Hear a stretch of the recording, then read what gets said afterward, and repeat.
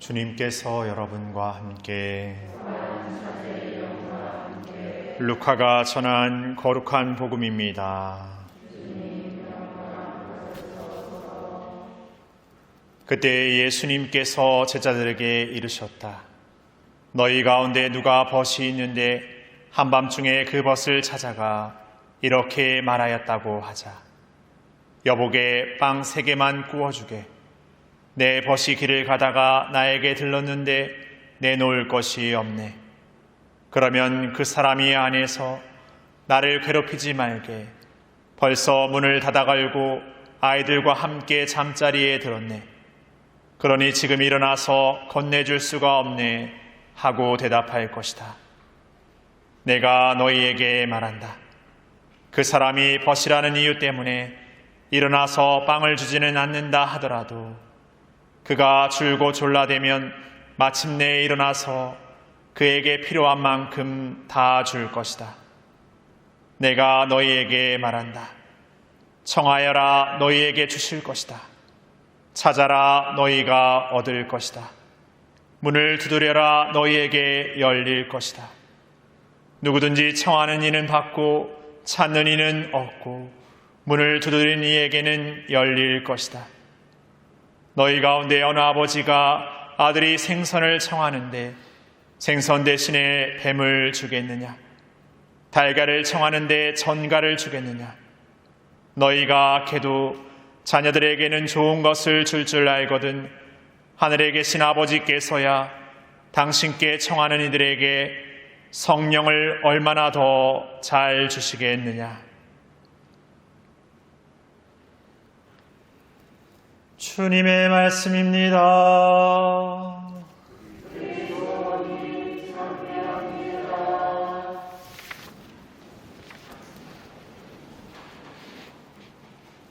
참 예수님, 아침 식사하셨습니까?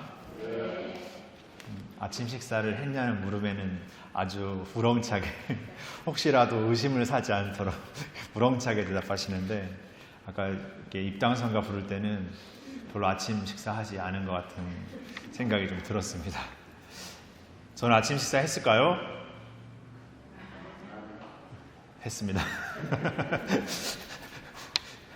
뭐 제 마음이죠. 했다고 해도 뭐 안 했다고 해도 안 했냐고 하면 했다고 할 거고 했다고 하면 안 했냐고 할 거고 제 마음인데 그래도 우리가 이렇게 하루하루 이렇게 아침이라는 시간 그리고 또 하루라는 시간을 통해서 또 이렇게 먹게 하고 또 살아가게 하고 또 그 안에서 이렇게 많은 것들을 느끼게 하는 그런 하루가 주어졌다는 건 참 감사하다는 생각을 해보게 됩니다.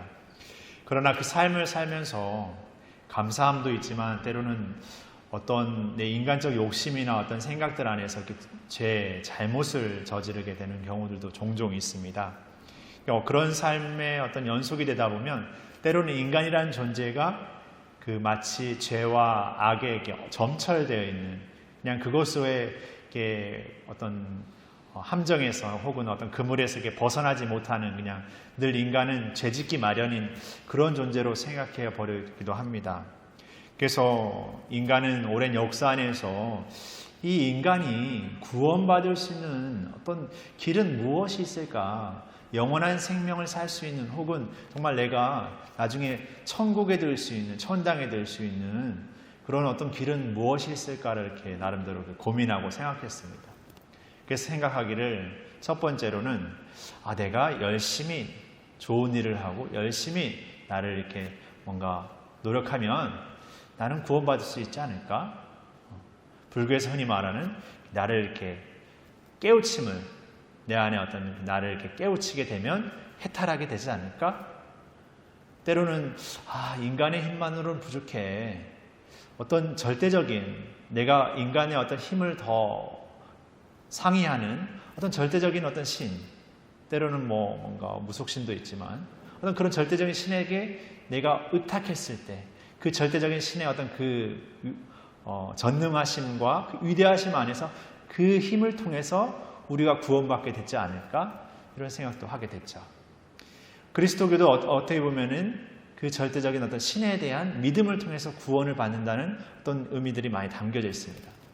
그러나 우리가 믿는 신앙은 그렇게 맹목적이기만 한 신앙은 아닙니다. 다시 말해 생각해 보자면 그냥 믿기 때문에 그냥 믿어 놔두면 보험 들듯이 이렇게 구원받아지는 신앙을 고백하는 것이 아닙니다.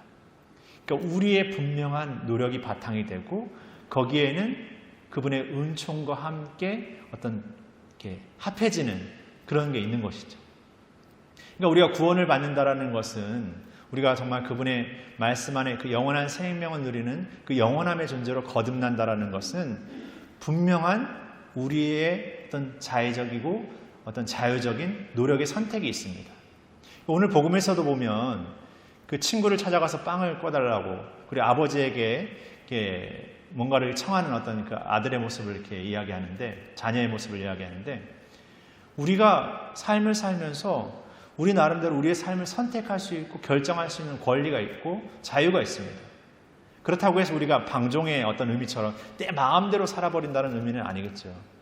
분명한 어떤 그 선의 지향과 함께 내가 하나님의 창조된 존재로서의 삶을 실현시켜 나가는 삶으로서의 것들을 실현시켜가는 내 의지와 내 자유의 힘으로 이렇게 실현시켜가는 과정이 필요한 거죠. 그런 우리의 노력 위에 하나님의 은총이 주어지고 그것을 통해서 우리가 구원받는다는 믿음을 우리 신앙은 고백합니다.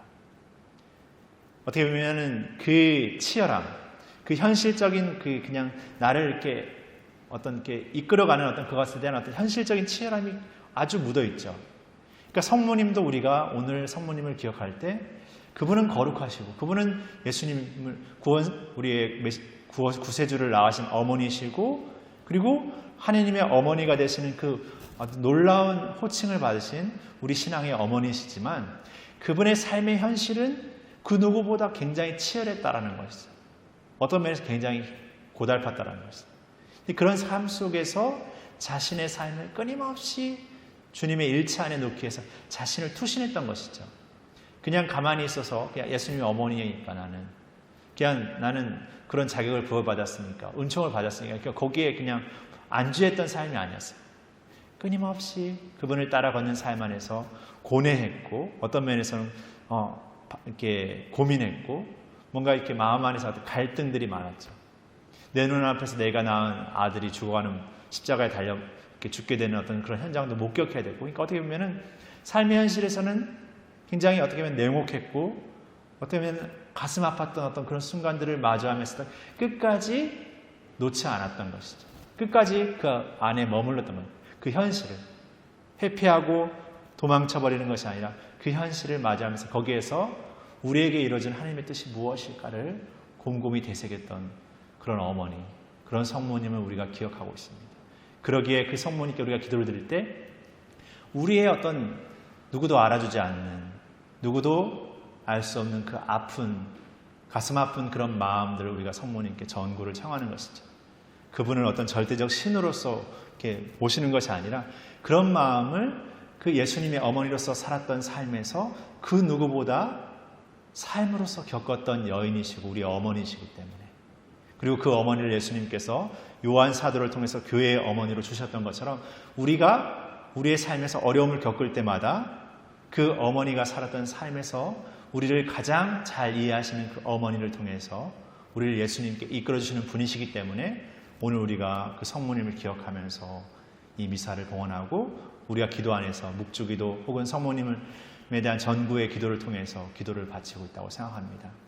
특별히 10월 우리가 묵주기도의 성모님을 기억하면서 우리의 삶의 자리 안에서 늘 삶의 현실과 부딪히고 어려움을 겪을 때마다 그 삶을 누구보다 치열하게 견디셨던 성모님께 전구를 청하면서 우리의 신앙 안에서 정말 우리의 쉽지 않은 어떤 그 노력과 어떤 삶 위에서 그분의 은총을 또 가득히 내려주시고 그 은총 안에서 우리가 정말 구원으로 나아가는 삶을 또 한 걸음 내딛어 나갈 수 있는 그런 하루하루를 주십사하고 청하면서 이 미사를 계속 봉헌했으면 좋겠습니다.